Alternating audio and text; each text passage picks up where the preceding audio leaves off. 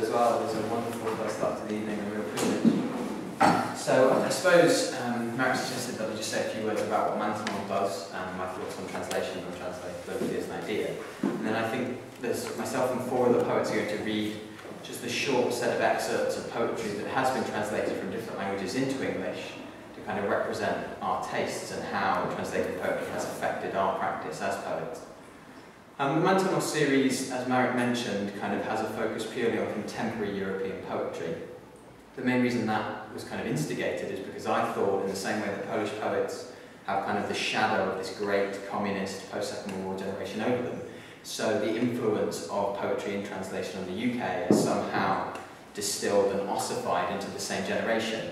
There seems to be plenty of kind of 1970s Penguins translated books of amazing poets in charity shops, but when you actually look, and if anyone is still alive, or not nearly dead, you can't really find them. So the point of Maintenant was to kind of engage with people who are making work that is important, that is influencing people, but isn't really getting the recognition. My own sense of what translation does and how it relates to kind of poetry, I deliberately stepped off in the Maintenant series with both the choice of the style of poets and my relationship with the translators. I'm never declarative. I allow them to kind of integrate how they see poetry and how they see translation. The only thing I would say, to keep it brief in relation to what's gone before, is it's certainly not a new thought, the idea that Walter Benjamin puts forward, that the untranslatable in poetry between 2 languages is the actual exciting part. That is where it is interesting. And I think to a certain extent, it seems to me, my background was kind of in academic philosophy before I became engaged in poetry. And it seems to me that it's axiomatic that you can't truly translate a poem from one language to the other. And that doesn't stop things, that frees you up. Because then the translator's role is one of being fidelitous by the very nature of translating the poem, so he can then be free to create this new entity, which in and of itself is a new poem. And my feeling is the most beautiful part about that is the translator then is almost nameless. He makes that huge decision, he reclaims the language, creates an utterly new thing, inevitably murders elements of the initial language, but then he actually isn't really recognised for the fact that he's probably an independent poet in his own right. In a way, that seems very beautiful and very neat to me. So I think some of the other poets who are going to read after me are going to read a lot of contemporary work. And some of the people who have been featured on the Maintenant series, but I kind of thought I'd take a 5-10 minute slot that I've got to read poetry that has influenced my practice in the past. So it is of recent times, but it's not necessarily Maintenant series people. I'm going to start really appropriately, rather a nod to Marek, by just reading a few poems by Tadeusz Rozewicz. They seemed quite appropriate for what we were doing here. Poem of Pathos. They spat on the poet for centuries. They will be wiping the earth and stars for centuries. They will be wiping their own faces. A poet buried alive is like a subterranean river. He preserves within faces, names, hope and homeland. A deceived poet hears voices, hears his own voice, looks around like a man woken at dawn. But a poet's lie is multilingual, as monumental as the Tower of Babel. It is monstrous and does not die. Proofs.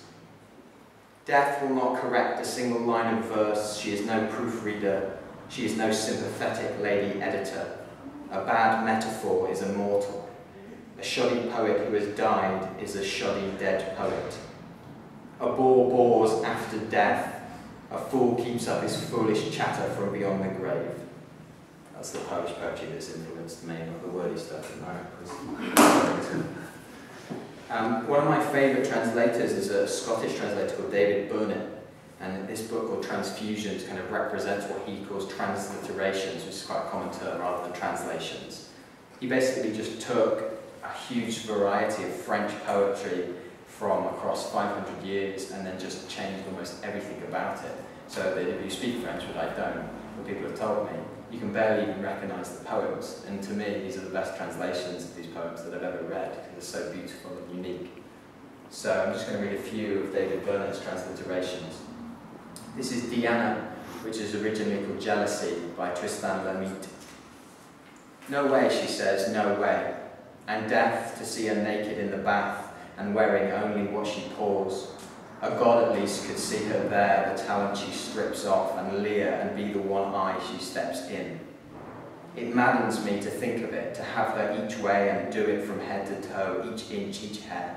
But what is worse, excuse excess, kiss, blanch and whiten all he is and grace the water with herself. That poem's from the 16th century. This is some of David Burnett's translations of Guillaume Apollinaire, Bestiary, Dromedary. With 4 of these, Don Pedro saw the world and all he saw was good. He did what I would do with 4 just for myself. Tibetan goat. Such hair, and even Jason's fleece, that gold he took such trouble for, are nothing to your own. Grasshopper. So delicate, mere air, a spiritual feast, so proper for St. John. May my verse too, like this, be subtle and nourish the refined. Dolphin. You burst too from the sea, the bitter sea I know, the salt always on our lips.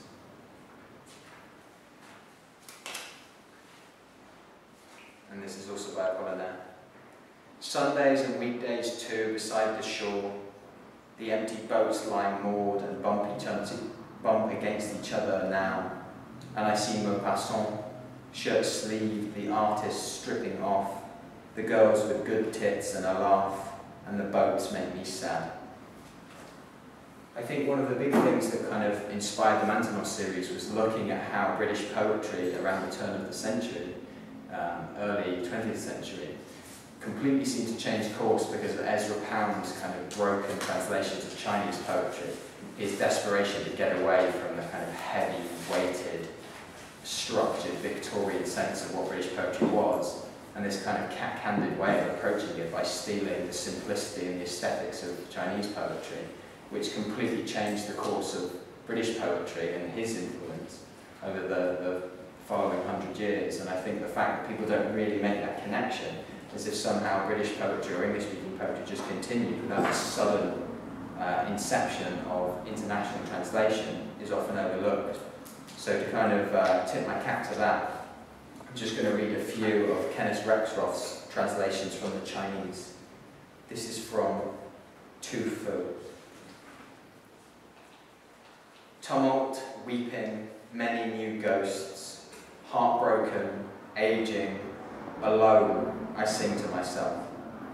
Ragged mist settles in the spreading dusk, snow scurries in the coiling wind, the wine glass is spilled, the bottle is empty, the fire has gone out in the stove, everywhere men speak in whispers, I brood on the uselessness of letters.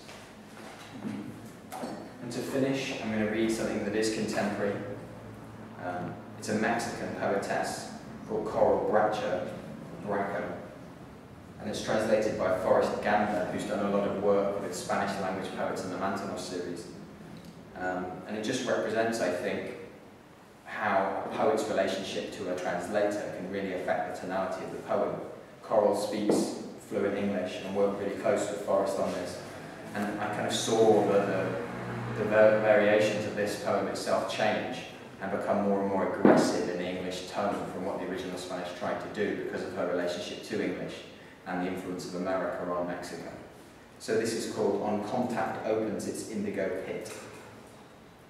From your mouth, from the well of your eyes I drink, from your belly, at your flanks, between my hands they burn, moisten, the further emulsifies at the margins, texture gathers the tense pulsing of this skin, closes its smooth sphincter, burning until the sun voids the pain, the stroked song lit to the limit, the barest coolness of your tongue, I contract from your lips in my hips, they expand, slivered ice pointed sharp into the pang, tip toward intensity, contour, tightness pounding at my touch, my sex flame polished in its concavity, anointed, a succinct, hollow, intensive, interstitial turn to its concentrated cadence, to its devoted desert.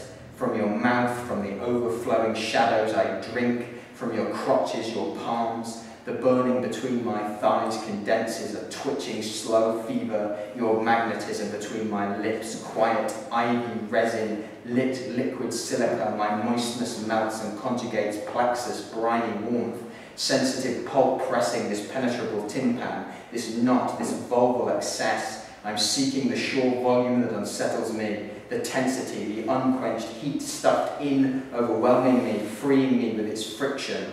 I would integrate your sex, retreating lava coast to envelop it, a lake going dense to the capillary rhythm of its thirst, its slow, apprehensible abundance, its solidity at my limits, vineyard pressed to the pulse, swallowed by the vortex, seeding peak, fulgurant, fulcrum desire. I lick your candescent thickness, I pour out on contact, opens its indigo pit, wets the vein, the private illumination strains. Your thighs sink into my thighs, your kiss tears away of a new caress, the juice. Thank you.